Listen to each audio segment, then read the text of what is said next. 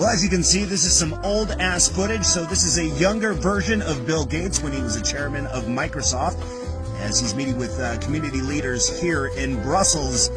And out of nowhere, oh man, freaking ready whip to the face.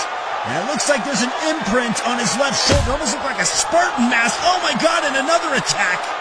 And booyah! For a third time, it is a freaking pie buffet first-hand experience for Bill Gates as he walks away nonchalantly. My God, let's take a quick look at the replay brought to you by Ready Whip, I guess. Bill Gates pimping it.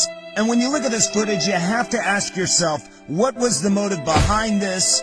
And was this the moment in time where Bill Gates said, you know what? I'm going to come back stronger than ever, and I'm going to be the bully. In 2020, I'm going to buy up all your food, and I'm going to be the one to tell you what to do with the